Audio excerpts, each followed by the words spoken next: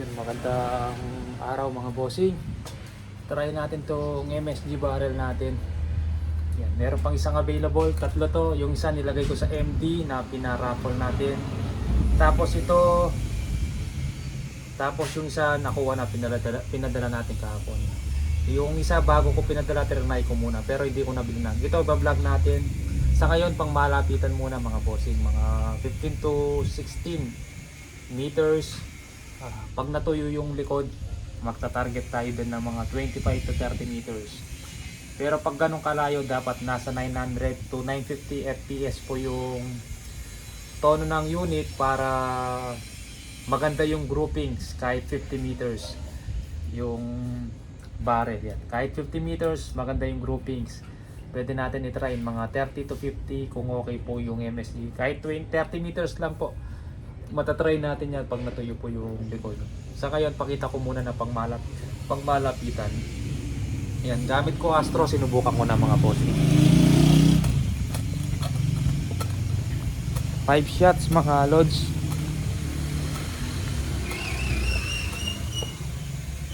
5 shots, yan, di gumalaw. Ayun, try natin, baba natin ng konti. Baba natin ng konti mga bossing.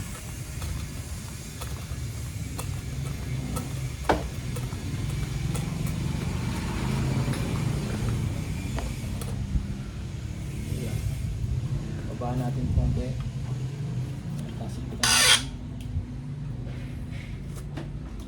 Astro tayo mga bossing, Astro. Nakalagay lang sa JSP na can.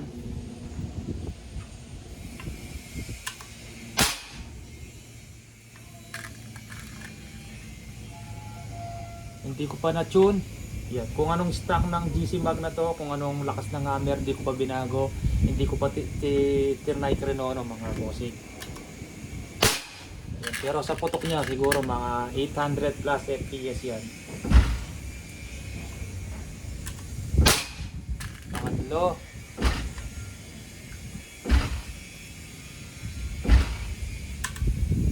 Pangapat.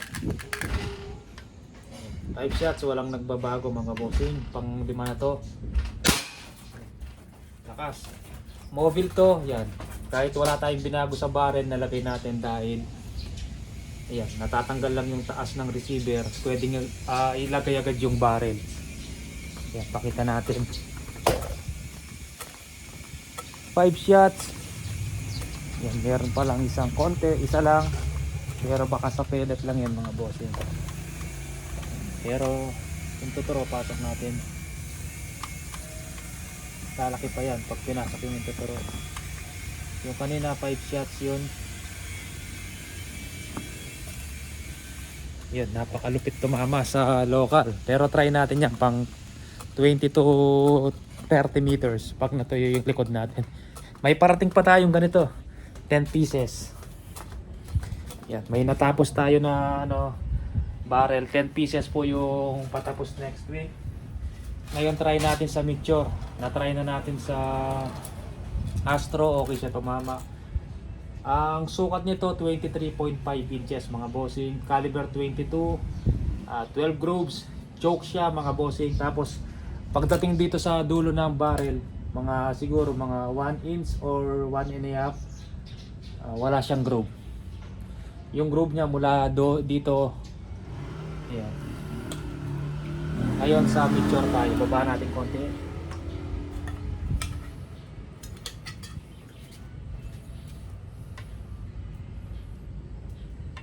Mas maliit yung mixture ngayon Dati mas maliit yung Astro pellet, ngayon pasok na pasok yung mixture. Yung pinupus ko pa yung Astro. Medyo lumaki yata yung Astro ngayon. Maganda din siya tumama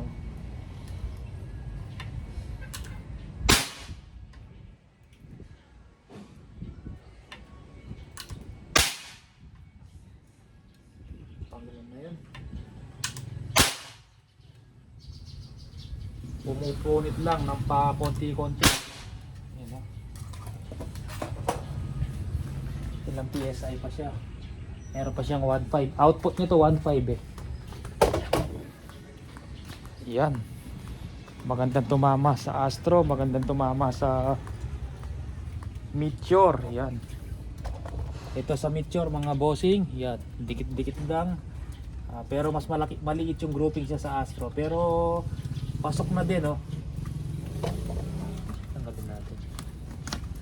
Pag na-tune pa yan sa gusto ng barrel, gaganda pa yung barrel. Dahil hindi pa natin alam yung FPS niyan, at tapos hindi pa natin na-tune kung saan po mas magandang tumama yan sa 850 oil. Pero sabi nung maker, magandang tumama yung mga barrel na ginawa niya, 900 pataas. Yan, baka pag 800 lang yan tapos ginawa natin ng mga 900 FPS, mas gaganda pa yan. Astro Meteor. Yan. Review tayo ulit nito ng MSG barrel mga bossing pag natayo yung likod. Tapos i-chrono natin mga 950 FPS para matry natin sa 30 meters and 50 meters.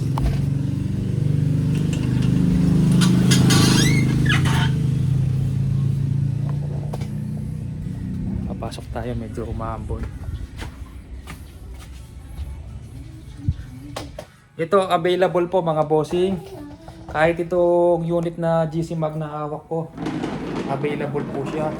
Tingnan nyo naman kung gaano kalupit ng pagkagawa ng GC Mag. Yan. Ito yung sa output, ito yung sa input. In output niya 1.5. Adjustable power niya mga bossing, yan.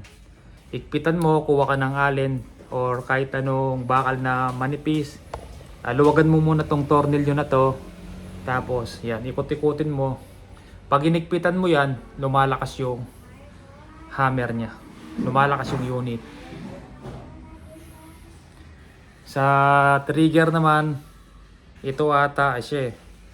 Kung di ako nagkakamali, hindi ko pa kasi na-try mag-adjust ng trigger nito. Kung hindi ito, yung isa mga bossing. Pero soft na kahit na wag mo nang pakialaman, mas maganda talaga soft trigger. Kasi pag matigas yung trigger, pwedeng magbago yung tama ng bala. Konting-konting diferensya po pag matigas tsaka yung malambot na trigger. Pag soft trigger talaga, kung saan mo tinama, konting pitik lang. Hindi nagalaw yung ano. Pero pag matigas, pwedeng gumalaw ng konti. Kasi kinalbit mo, matigas yung trigger, pwedeng magbago ng konti yung gumalaw ng konti yung ano, unit. Yan. Ito siya pag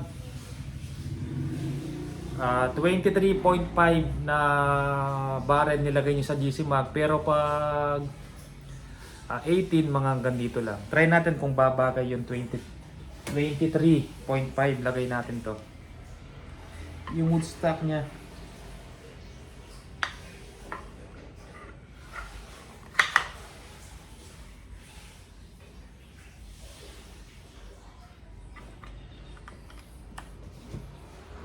Itong barrel available to, nag-iisa na lang mga bossing.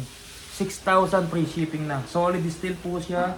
Choke barrel, 12 grooves.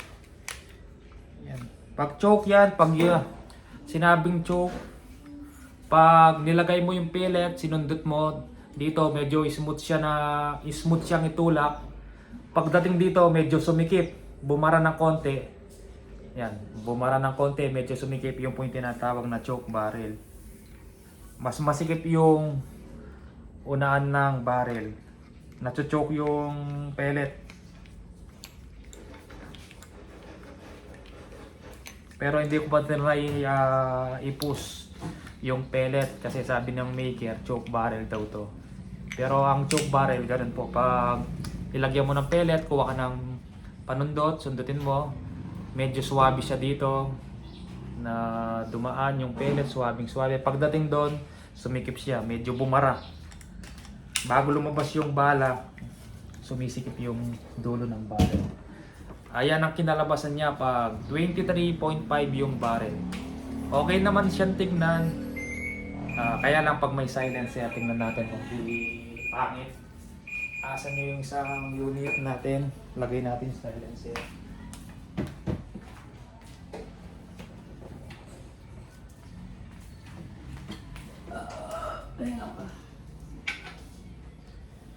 Hindi kasya mga bossing.